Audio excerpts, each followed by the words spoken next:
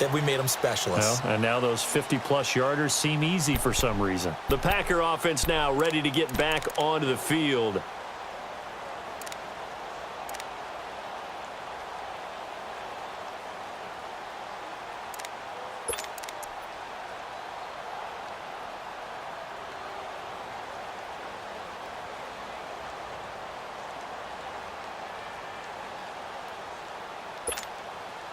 Rodgers will bring the Pack up with a 1st and 10 at their 25-yard line. Shotgun now for Rodgers. He gets it over the middle to Cobb. And he'll get it up near the 35, right at the 34 here. Give him 9 there on the first down completion. In today's football, where receivers break tackles, make people miss, get upfield for the extra yardage, when you see a play like that where it's caught and he's dropped on the spot, that's a big-time play by the defense. 68 yards receiving now for him in the game. And a first down on that last catch as well. Over the middle, complete. It's Adams. And they'll wind up getting this one all the way down inside the 20. Give him 30 yards there. Into the red zone. It's Rodgers. There's that man again. It's complete. 15 more there, and they're on a roll. It's another first down. Some think the teams really won't throw a slant route unless you have a receiver that has a lot of stature to him. But sometimes the little guys, they get lost in there. People can't really locate them, and they run that quick cut on the slant, and oftentimes they can turn it into big plays. 2 big plays in succession. Not sure this D knows what hit him, but now they got to get ready. It's 1st and goal. And again, it's Rodgers. And he takes a shot on the release as this will be incomplete. I think he had to unload that one before he wanted to. He was right up in his grill. I think he was a dentist there without a license, don't you? Just not enough time for the play to develop. Just lucky it wasn't a fumble, really.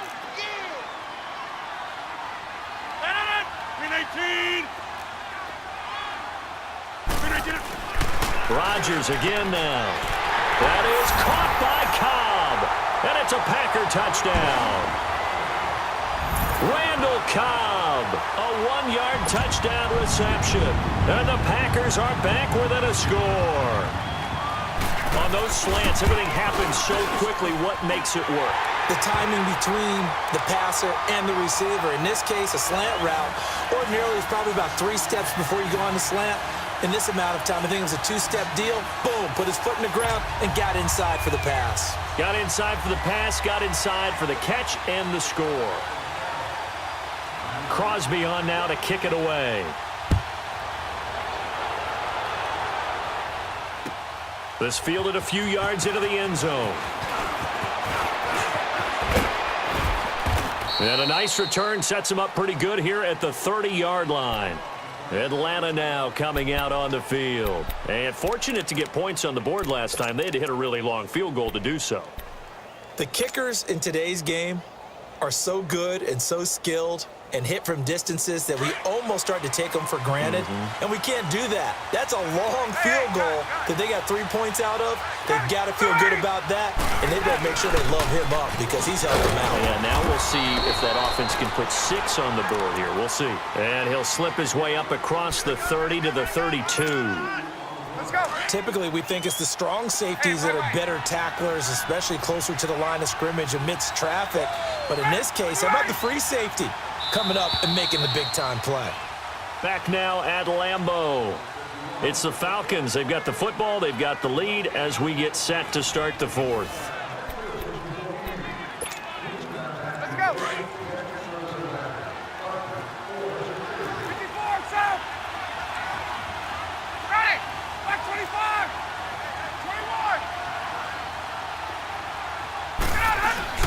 21. Now Freeman. He's been busy today. And he'll bring it up here to right at the 40-yard line. It's an 8-yard pickup and leads to a new set of downs. Do my eyes deceive me, or is he getting stronger as this game moves along? Burst seems just as good here in the 4th as it was way back in the 1st, doesn't it? I do believe someone put a lot of time in the offseason and continues to condition during the season in order to continue to carry the ball at this rate.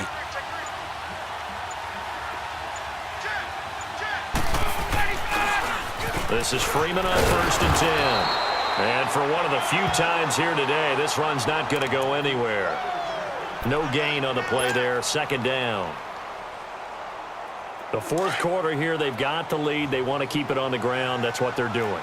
Smart football. Keep the clock grinding. Keep it going. But you got to figure now, they're going to see more people stacked up at the line of scrimmage as they try and bleed it out. Get up! Now they'll run it on the toss. And he'll get this up past the 45 to the 47. That 2nd down run a big help as 7 yards leaves them with just a 3rd and 3 now. Let's go!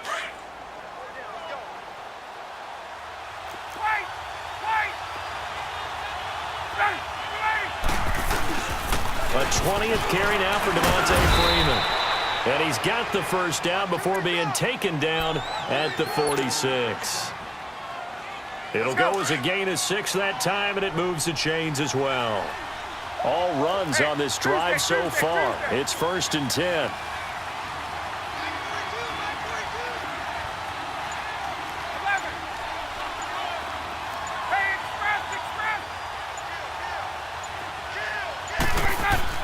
Now Ryan on 1st down. Over the middle, that's caught by Ridley. And he'll go down shy of the 40 at the 41. A gain of 6 there on 1st. 12. 11. Ready. 5:25. Got it.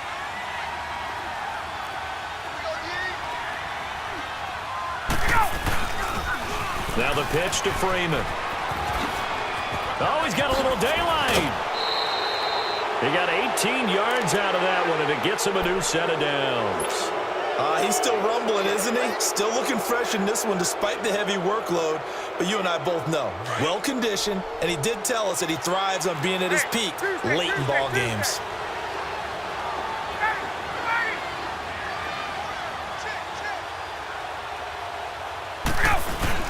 Running game working. They'll stick with it on 1st down. That's going to go as a loss of 2, and it'll be 2nd down. So while the offense has had a big day, no one on that side of the ball is excited about seeing a loss like that. Their goal, to make every play positive, and when you have a bad one like that, your next goal is to not let it spiral into more. 12. Now Ryan going to give it to Freeman. And maybe a measure of revenge there. He's had his way in this one, but this time they get him behind the line. And now the question everyone's wondering, look at the clock, late 4th quarter. Do they put the ball in the air here on 3rd? I don't. I run the football, and I tell my offensive line, no leakage up front. I don't want my running back hit as I hand the ball off to him. I don't want any type of an issue. But if I am going to throw it, quick throw, out to the perimeter, maybe one of my best receivers running a quick slant or something like that. It's a loss of a full 3 yards, and it brings up 4th down. All right, just go ahead and say it with me. That was a mistake, yes, for sure. Without a doubt, because at some point, put your foot in the ground, get upfield, and get down protecting the ball. Don't go out of bounds, because when you go out of bounds, you're really just helping the defense. Yeah, not to be too hyperbolic, but it's like giving the D an extra timeout, isn't it? It certainly is. Gives them a chance to regroup, and it means you have to snap the ball in a